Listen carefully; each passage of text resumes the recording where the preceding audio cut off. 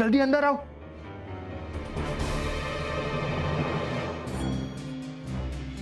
આ લોકો હવે અંદર જાય તો હું આ કપડું હટાવી લઉં તો ઘોડાના ભજનનો અવાજ સૈનિકોને સંભળાય. કયા વિચારોમાં ખોવાયેલી છે? હે? કોઈ વિચારોમાં ખોવાયેલી નથી. શું બાપા તમે પણ? હાલો હાલો આપણે જલ્દી જઈએ. હાલો. ગોરા હમણાં ભજન ચાલુ કરશે. ઓલા સિપાહી અમારી પાછળ જ આવતા હતા. જલ્દી બાયણું બંધ કરી દે. હા બાપા કરી દઉં છું. બાયણું બંધ કરી દઉં છું. હો. હા ચલ.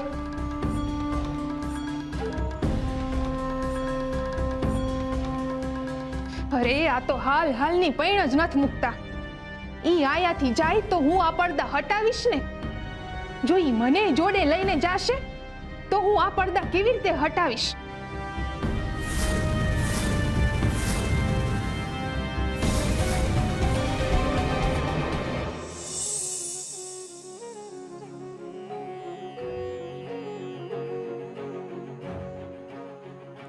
ओ कृष्ण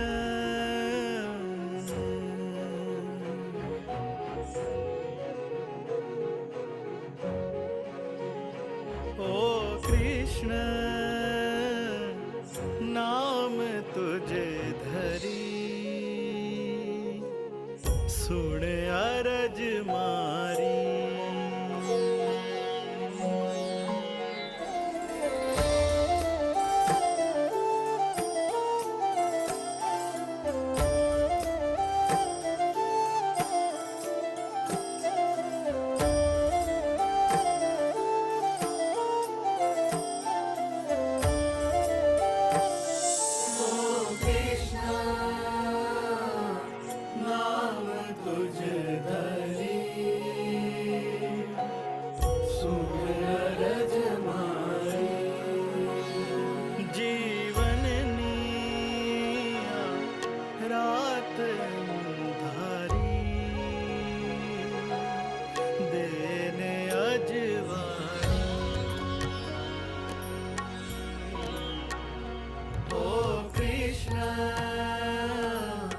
नाम तुझे धरी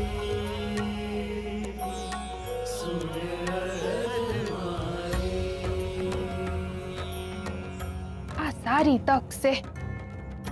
અત્યારે કોઈનું ધ્યાન નથી. અત્યારે જ આ બધા નાટક પરથી મારે પડદો ઉપાડી લેવો જોઈએ. આજ સાચો સમય છે મીઠી.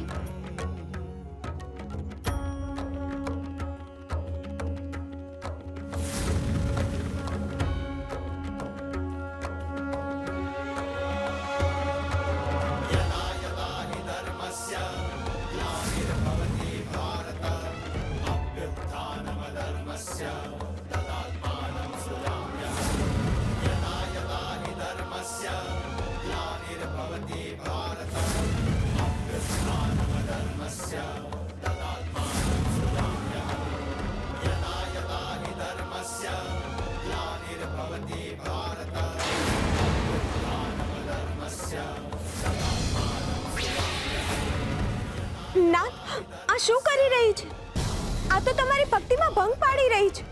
અને આ જો આમ જ કરશે તો ગોરા તમારા નામની રખેવાળી કેમ નહીં કરશે? અને એના માટે તો બહુ મોટી મુશ્કેલી ઊભી થઈ જશે નાથ. હવે શું થશે નાથ? ક્યાંક ગોરાના ભક્તિ રસમાં ભંગ તો નહીં પડી જાય ને?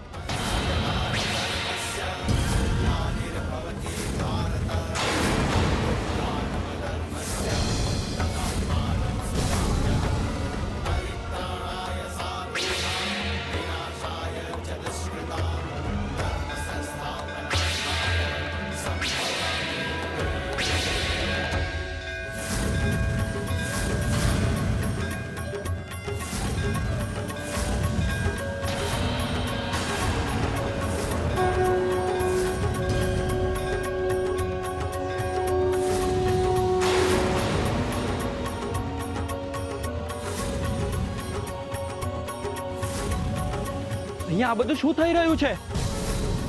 કોણ છે અહીંયા? આ બધું કોણ કરી રહ્યું છે? કોણ છે અહીંયા? જવાબ આપો.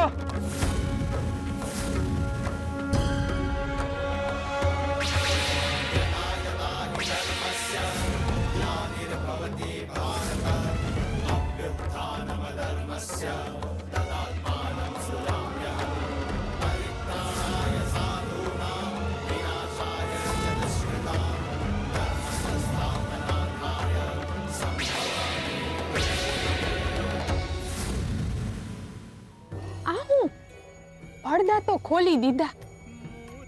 પણ અટાણે આ લોકો ક્યાં વયા ગયા છે? ગાયબ થઈ ગયા કે હું? કોઈ કઈ દેખાતું કેમ નથી? માંડ તક મળી છે. કાંક કરવું પડે. મને લાગે છે કે આ ઘોરાનું ભજન પતે એ પહેલા સાહેબ સરકારને જઈને કહી આવવું પડશે, તો જ કાંક થાય.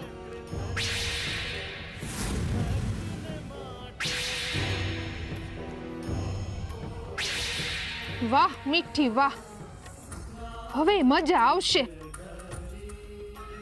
ઘોરાના ભજનનો અવાજ બહાર સુધી આવી રહ્યો છે.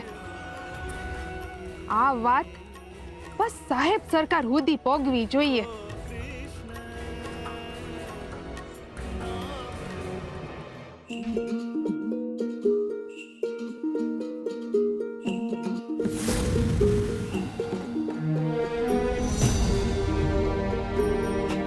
તને સંભળાય છે?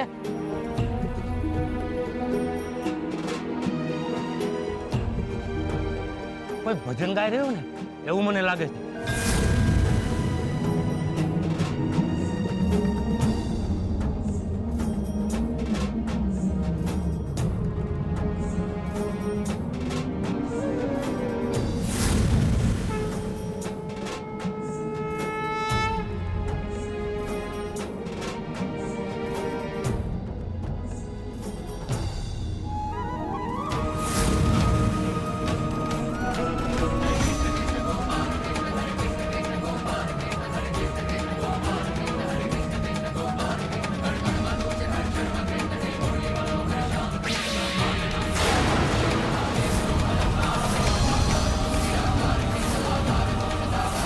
મને જે દેખાય છે તને દેખાય છે?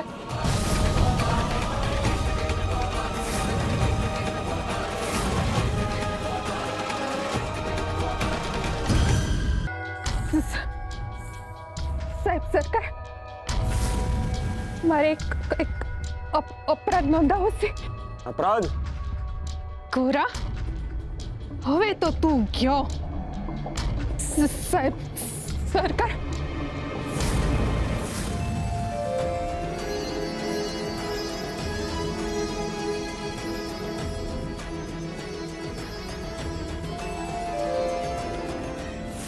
કૃષ્ણ હરે કૃષ્ણ, ગોપાલ કૃષ્ણ હરે કૃષ્ણ. આ શું બોલી રહી છે તું? મને કઈ સંભળાતું નથી.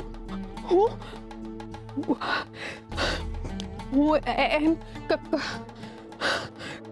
કહી રહી છું કે તું અહીંયા મારો સમય બગાડવા આવી છે.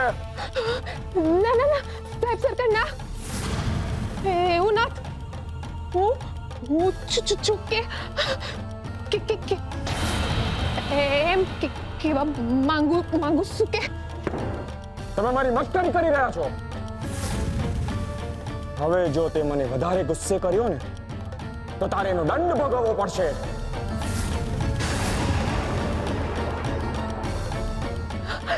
હું થઈ છે મીઠી, તારો અવાજ કેમ નથી નીકળતો? કોણ ગાઈ રહ્યું છે કૃષ્ણનું ભજન? કોને પોતાનું મોત વાલું છે? ખ્યાલ નથી એમને કૃષ્ણ ભક્તિ વર્જિત છે?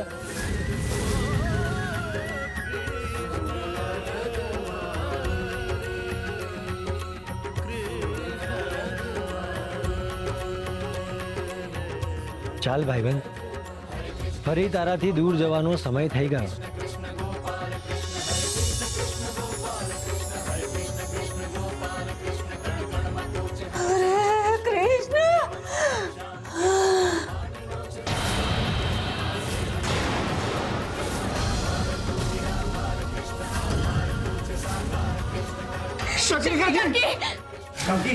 કાકી,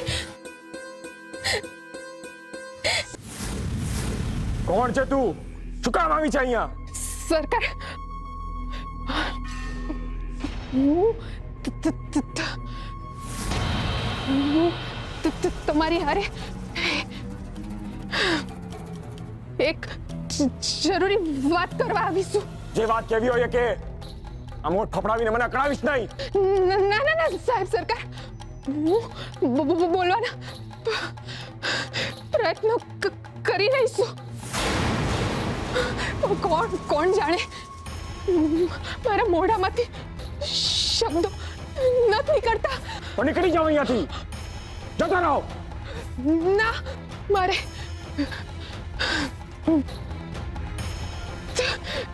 તમને એક વાત કરવી છે.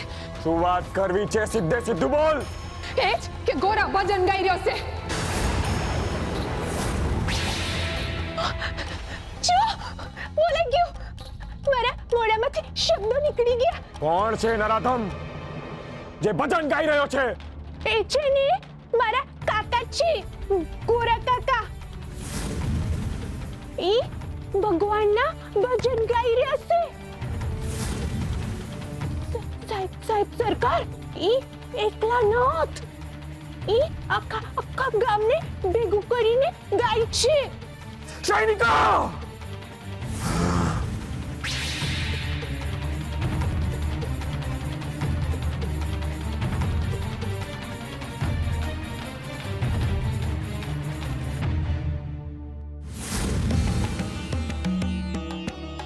કેમ ના? કેમ તમે આવું કર્યું? કેમ તમે અધૂરી મદદ કરી? તમારે પૂર્ણ મદદ કરવી જોઈએ ને. ના ના, તમે આખા ભજનની રખેવાળી કરી અને છેવટે જ્યારે અંતનો સમય આવ્યો તો તમે આવી ગયા. કેમ તમે ત્યાં ના રહ્યા? અને આ બધાનો શું અર્થ? આનો કોઈ અર્થ નથી રૂકમણી.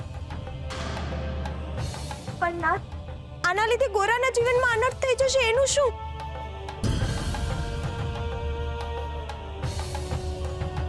એવું કંઈ નહીં થાય રૂકમણી. મેં મારું કાર્ય સંપૂર્ણ જ કર્યું છે.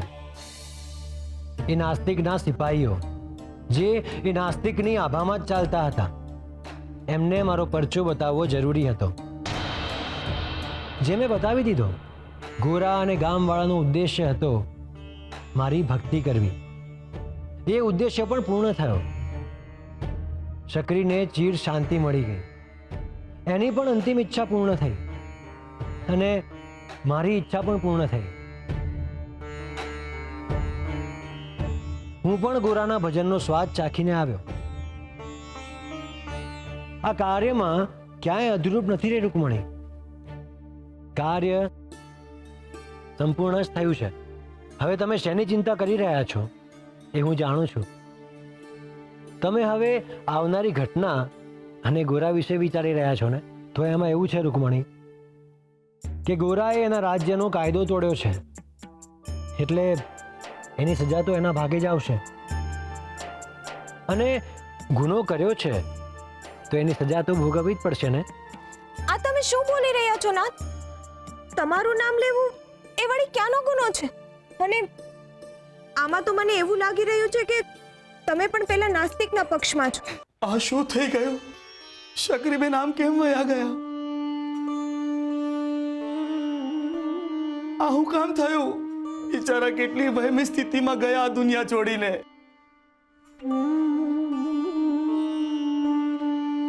ભગત,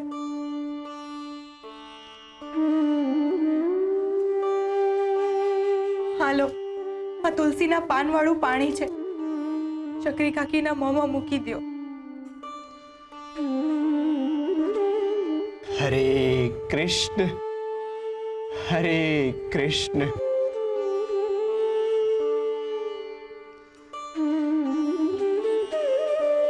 કાકી, તમે ગયા ને, એ ઘડી તો હરીની ઘડી હતી. મોત તો એક દી હવને આવે છે, પણ કેવું આવે છે ને એ મહત્વનું છે. કાકી, તમે ગયા ને તઈ તમારા કાનમાં હરિના જ સૂર હતા ને તમારા હોઠ ઉપર હરિનું જ નામ હતું. કાકી, તમારી બહુ યાદ આવશે. કાકી, તમે એક માની જેમ અમારી હારે રહ્યા છો. નાનપણમાં મને ને શુરાને હાઈચવા એના હાટું અમે તમારો પાડ ન માની શક્યા. તમે અમારી બહુ સંભાળ રાખી છે કાકી. હવે હરી તમારી સંભાળ રાખશે.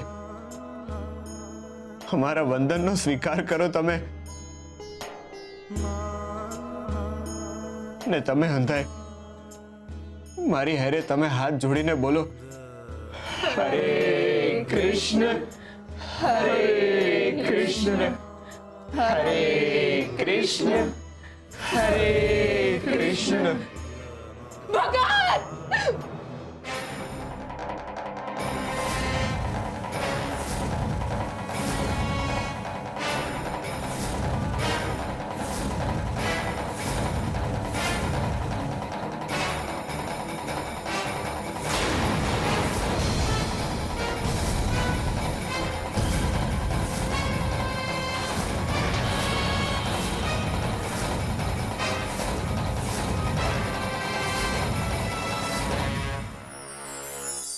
હરે કૃષ્ણ. દરેકના જીવનમાં કોઈ હોય છે જેના માટેની અપાર શ્રદ્ધા એના હૃદયમાં અંકાયેલી હોય છે, જે શ્રદ્ધાના જોરે એનું જીવન આગળ વધે છે. એના જીવનની નાનામાં નાની તકલીફમાં એ શ્રદ્ધા એના કામ આવે છે. એના જીવનની નાવડીના હલેશા બનીને એ શ્રદ્ધા એને ભવસાગર તારે છે. હવે જો કિનારે પહોંચ્યા પછી હલેશા સાથ છોડી દે તો કિનારો કપરો બની જાય છે. આખોય દરિયો તર્યા વ્યર્થ હોય એવું ભાસ થાય છે. જેમ કિનારે આવ્યા પછી નાવિક વધારે જોરથી હલેશા મારે છે, એ જ રીતે ભક્તિના હલેશા મનુષ્ય વધારે બળથી ફેરવે છે. અને એટલે જ જો અંતમાં હરિનો સાથ જોઈતો હોય તો આજીવન હરિનો હાથ પકડી રાખવો જોઈએ.